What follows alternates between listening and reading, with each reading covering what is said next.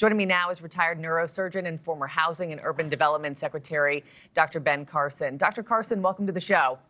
Thank you. Good to be with you. Appreciate your time this morning. Scrutiny surrounding presidential health, it ramped up with President Biden. There's no doubt about it. And according to this poll, that dwindling American confidence has trickled over to Trump. Do we need to revamp the way we approach the president's health and the transparency around it, you think? Well, my sympathy goes out to President Biden. You know, metastatic prostate cancer is no walk in the park, that's for sure. But that's one of the reasons that it tends to be monitored quite well. Once a person reaches 40, they generally get PSAs on a regular basis. And it's not so much the number attributed to that PSA as it is the trend. It can be a very low number, but if it's gradually going up, that is reason for investigation. So the real question here is, was there incompetence on behalf of his medical team, or is there a transparency problem? I suspect the latter, having had medical care at Walter Reed myself when I was in government.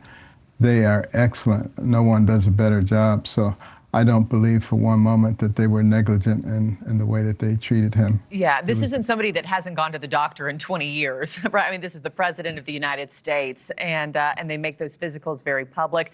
I also wonder, could the prostate cancer be attributable to any of the symptoms that we saw during his time in office? You know, trouble speaking, stumbling upstairs, having a hard time remembering names of people who have worked around him, you know, for years. Do you think those two could be related at all? Very unlikely that it's related, unless it potentially could be related to treatments that he was getting that have not been disclosed. But it brings up another very important point. Should we be monitoring the mental status of individuals in important positions in government, particularly after they reach a certain age? And should we? What's your thought on that question that you just posed? I think we absolutely should. You know, once a person reaches age 70 or 75, they should have an annual mental status test. It doesn't take very long. It's very easy to do, and you can pick up things very quickly.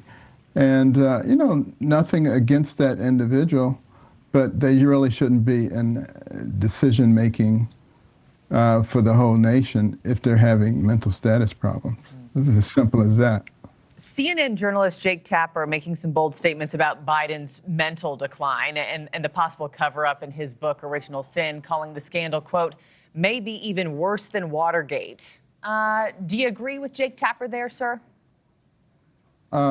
Yes, I do agree with him on that particular thing.